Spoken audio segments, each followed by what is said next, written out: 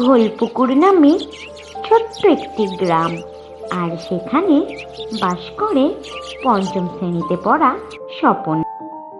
স্বপনের পড়াশোনা করতে একটুও ভালো লাগে না। স্বপন সারাদিন যেন স্বপ্নের জগতে ভেসে বেড়ায়। স্বপনের স্কুলটা মাটির টালির ছাউনি দেওয়া। কি রে বাবা স্বপন, দেরি হয়ে যাচ্ছে তো, স্কুলে যাবি না? হ্যাঁ মা, এই গেলাম।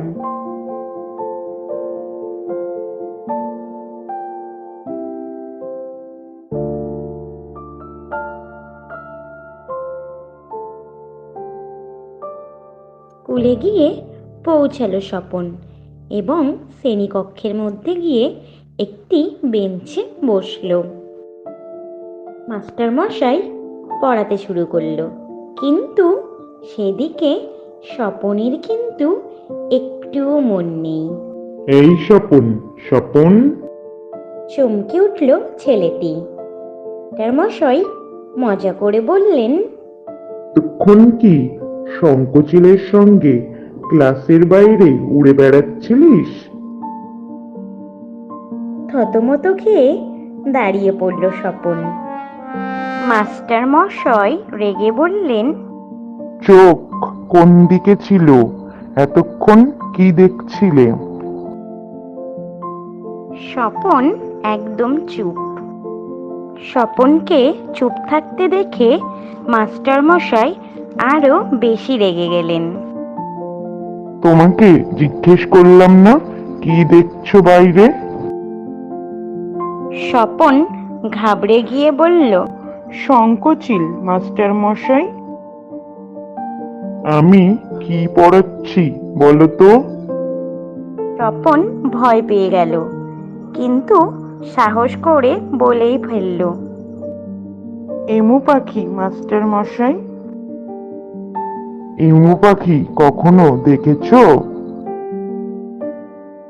হ্যাঁ মাস্টার মশাই।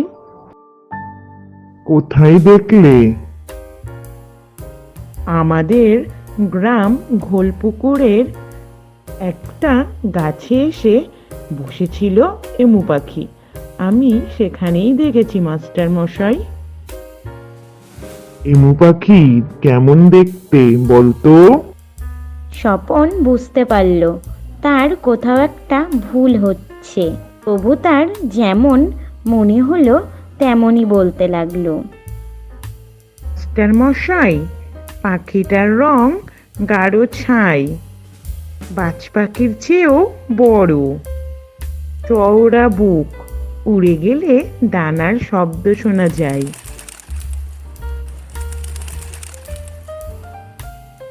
তাকে দেখে অন্য পাখিরা ভয়ে সরে যায়। মাস্টার মহাশয় চটে গিয়ে বললেন, এটা কি যাত্রাপালা পেয়েছো নাকি? সারা ক্লাস হাসিতে ফেটে পড়ল। তারপর মাস্টার মশাই গম্ভীর সুরে বললেন, এমু পাখির বাসস্থান আন্দিজ পর্বতমালা। 3 বছরে একবার মোটে বড় বড় দুটো ডিম পাড়ে। সে কোন দুঃখে অত দূর দেশ থেকে তোমার গ্রাম ঘোলপুকুরে আসতে যাবে? হ্যাঁ, সবাই মনে রেখো, এমু পাখি হলো দৌড়বাজ পাখি, খুব দৌড়াতে পারে। স্বপনের খুব দুঃখ হলো, কারণ তার ক্লাসের সমস্ত বন্ধু তাকে দেখে হাসতে লাগলো।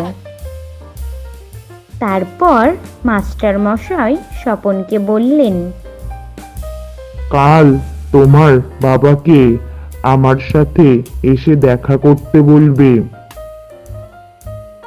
স্বপন এবার বেশি করে মুষড়ে পড়তে লাগলো। এমন সময় দ্বিতীয় বেঞ্চে বসা সমীরণ নামের এক ছাত্র হাসি চাপতে চাপতে বলতে লাগলো, মাস্টার মশাই, ওর খুব পেট গরম, তাই মাঝে মাঝেই স্বপ্ন দেখে। মনে হয় স্বপ্নেই ও এমু পাখি দেখেছে। সত্যি স্বপন প্রায়ই স্বপ্ন দেখে, তাই স্বপ্নেই সে এমু পাখি দেখে থাকবে। গাঢ় ছাই রঙের বিরাট এক পাখি ঘোলপুকুরে দিঘির পাড়ে এক গাছে এসে বসেছিল, অনেকটা বাজ পাখির মতোই। হঠাৎ মাস্টার মশাই বললেন, দাঁড়িয়ে আছো কেন স্বপন? নিজের জায়গাতে বসে পড়ো। তুমি এত কেন পাখির স্বপ্ন দেখো? আসলে মাস্টার মশাই, আমি যখনই সময় পাই মাঠে দিঘির পাড়ে ঘুরে বেড়াই।